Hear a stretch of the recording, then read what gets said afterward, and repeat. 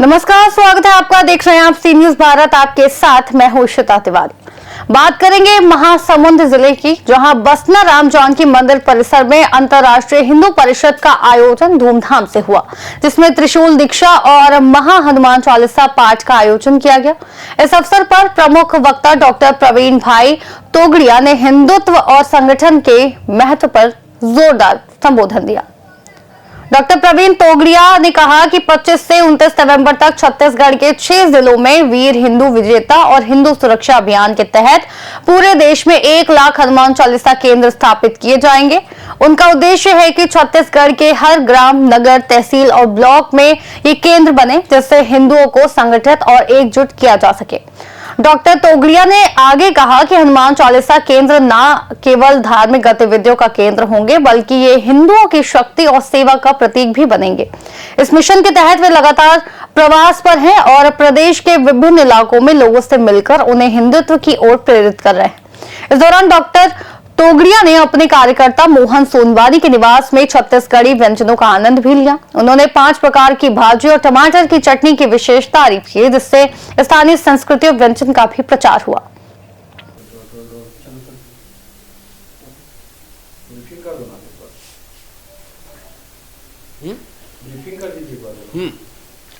अंतर्राष्ट्रीय हिंदू परिषद, राष्ट्रीय बजरंग दल, राष्ट्रीय महिला परिषद ओजस्विनी, राष्ट्रीय छात्र परिषद, ये 5 संगठनों के द्वारा देश में हर गांव में हनुमान चालीसा, शहर के हर कोने में हनुमान चालीसा और हर हिंदू घर ओम श्री परिवार, ऐसा अभियान शुरू किया है।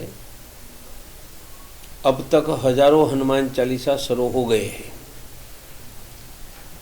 हनुमान चालीसा केंद्र व गांव या शहर के हिंदुओं को भारत में कहीं पर भी मदद, हिंदू हेल्पलाइन की व्यवस्था देगा। माने एक छोटे से गांव के व्यक्ति को रायपुर में मदद चाहिए, नागपुर में हिंदू हेल्पलाइन हनुमान चालीसा के द्वारा देगा। हनुमान चालीसा का केंद्र वहाँ के हिंदुओं को रोग मुक्त, अर्थात रोग न हो ऐसी ट्रेनिंग, उदाहरण देना है तो ब्लड प्रेशर 25 करोड़ लोगों को है। ब्लड प्रेशर नियंत्रण में रहे या न आए, इसलिए हर एक व्यक्ति हर रोज 5 ग्राम नमक खाए। ऐसी हमारी रोग मुक्त रहने की ट्रेनिंग है। तीसरा, रोग का मूल चिंता, स्ट्रेस, हम चिंता मुक्त रहने की ट्रेनिंग दे रहे हैं। जरूरत पड़े तो मुफ्त में प्राइवेट का डॉक्टर, अनाज, बच्चों की टैलेंट बढ़ाना ताकि पढ़ाई में आगे हो, और एक हिंदू के लिए हजारों लोगों को खड़ा करना है, सुरक्षा। यह सभी का केंद्र हनुमान चालीसा बना रहे।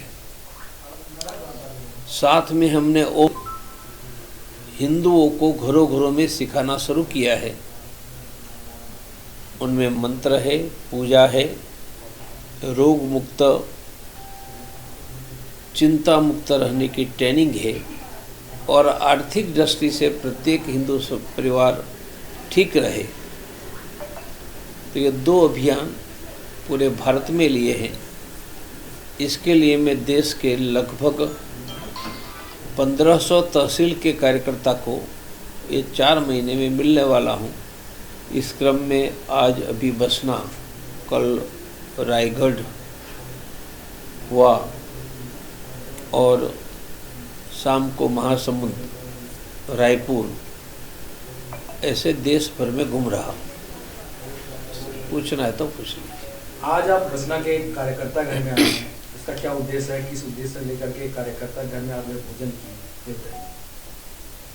किसी कार्यकर्ता के घर में आने का उद्देश्य नहीं होता है। आना, मिलना, खाना, बैठना, आनंद करना। सर, हिंदू राष्ट्र घोषित कब होगा?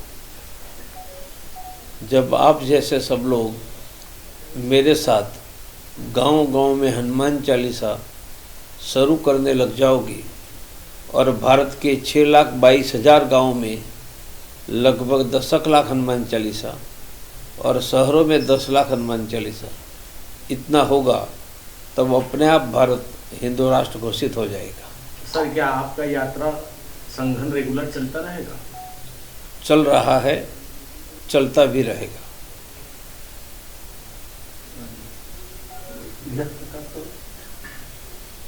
महोदय, एक चीज़ बताएंगे कि अभी अधिकांश हमारे देश में अधिकांश राज्यों में हिंदूवादी पार्टी की सरकार है, और चूंकि आप हिंदूवादी नेता हैं पूरे राष्ट्र के, तो हम आपसे ये जानना चाहते हैं कि हमारी जो गौ माता है, गौ माता के साथ में जो हिंसा हो रही है, विशेष करके उत्तर प्रदेश में, महाराष्ट्र में एवं छत्तीसगढ़ में थी, तो इस संबंध में क्या संदेश देना चाहेंगे? भारत में एक भी गाय की हत्या नहीं होनी चाहिए। भारत के 2-3 राज्यों को छोड़कर सभी राज्यों में गौ हत्या बंदी का कानून है, यहाँ भी है। इसलिए सरकार और प्रशासन कड़ाई से कानून का पालन करता है तो गौ हत्या हो ही नहीं सकती है। काफ़ी जगह गौ हत्या बंद हो गई है, फिर भी कुछ जगह चल रही है। सरकार पर हम मिलकर दबाव बनाएंगे और भारत में एक भी गौ नहीं कटने देंगे। सर, ऐसा 2-3 राज्यों में क्यों? 2-3 राज्यों को छोड़कर शेष सभी राज्यों में गौ हत्या बंदी का कानून है ही। सर, इसे बोला 2-3 राज्यों में, ऐसा कुछ राज्यों में क्यों मतलब नहीं है?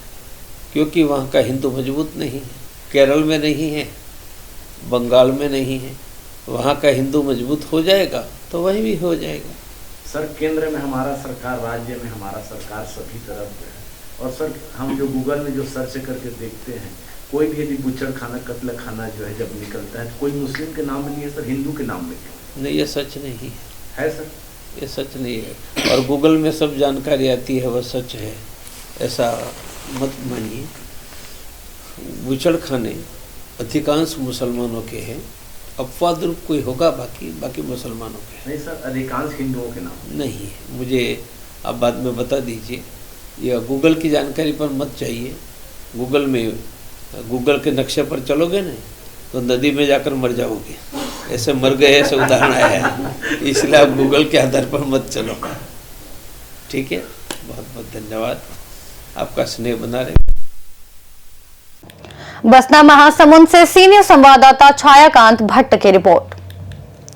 डॉक्टर तोगड़िया का ये प्रवास केवल धार्मिक आयोजन तक सीमित नहीं है, बल्कि ये हिंदुओं को जागरूक करने और संगठन के माध्यम से समाज में बदलाव लाने का एक बड़ा प्रयास माना जा रहा है।